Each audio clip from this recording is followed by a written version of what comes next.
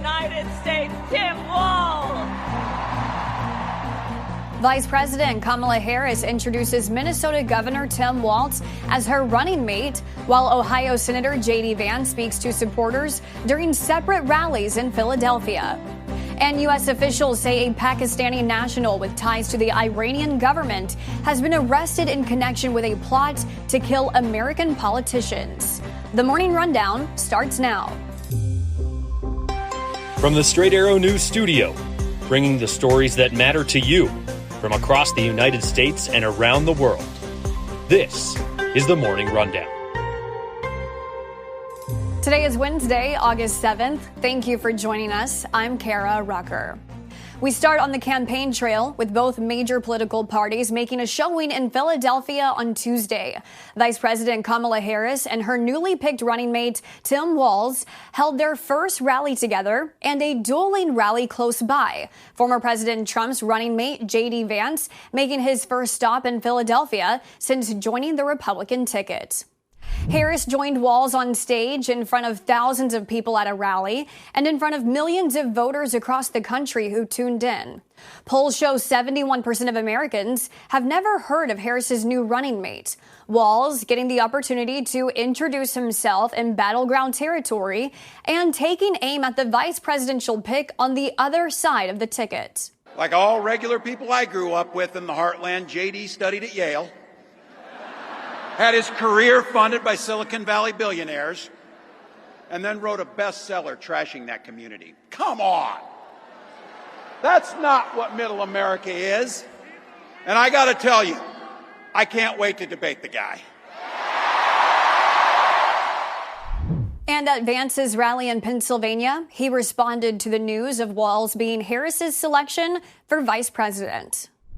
Tim Walz's record is a joke. He's been one of the most far-left radicals in the entire United States government at any level. But I think that what Tim Walz's selection says is that Kamala Harris has bent the knee to the far left of her party, which is what she always does. Vance also criticized Harris for not doing a sit-down interview with the media since becoming the presumptive nominee of the Democrat Party 17 days ago. Harris will be hitting at least 5 battleground states in the days to come. And the Democratic National Convention is also scheduled for later this month. The Republican presidential nominee, former President Donald Trump, has announced he will be sitting down with Elon Musk for an interview next week. Trump made the announcement on his Truth Social platform Tuesday, saying, quote, "On Monday night, I'll be doing a major interview with Elon Musk. Details to follow." Musk has not yet commented on the interview.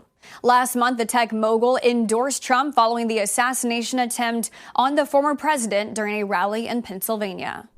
The Department of Justice says it's arrested a Pakistani national with ties to the Iranian government in connection with a plot to kill American politicians and officials.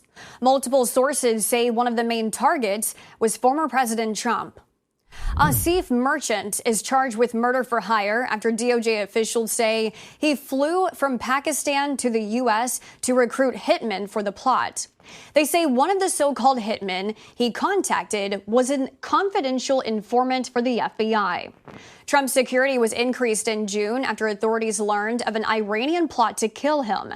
This was before the assassination attempt at a Pennsylvania rally and is unrelated to those events, according to the FBI.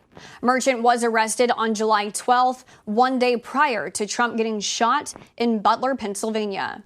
California was rattled overnight by a 5.2 magnitude earthquake near Bakersfield, the effects being felt all the way up to Los Angeles. Officials say there's been dozens of aftershocks, with magnitudes measuring between 2.5 and 4.5, following the initial rumblings that began around 9 p.m. local time. Seismologists calling it a pretty active sequence in such a short amount of time.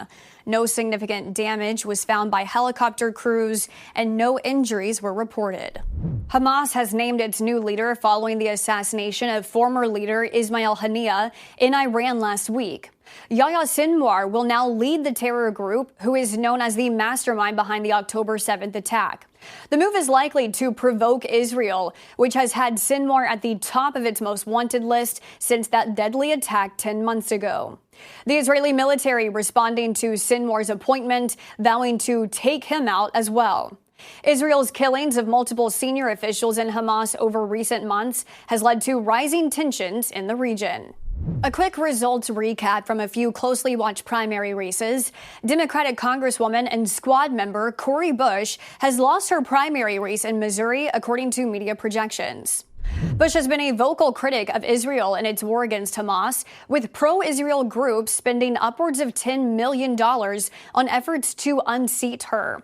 However, it was a very close race, with Wesley Bell on track to win the vote with 51% of ballots cast. And in Michigan, in battleground territory, former U.S. Representative Mike Rogers has won the Republican nomination for a U.S. Senate seat, setting him up to face Democratic Representative Alyssa Slotkin in the November election.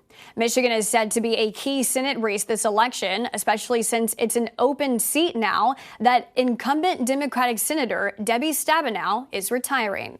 Bad news for Italian food lovers. The major restaurant chain Buca di Beppo has filed for bankruptcy protection. The privately owned company says revenue never fully recovered after the COVID-19 pandemic.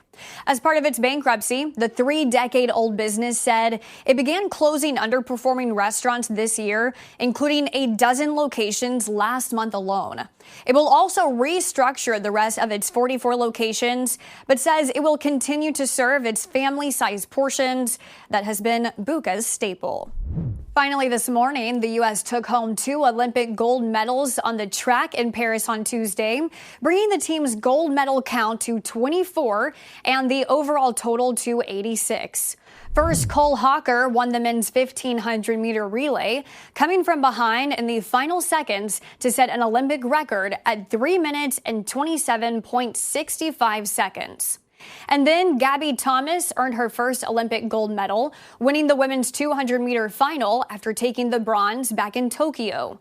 Thomas crossing the finish line in 21.83 seconds to give the U.S. its first gold in the event in 12 years. These are your top stories for this Wednesday. We'll see you back here tomorrow. Until then, I'm Kara Rucker. Have a great day.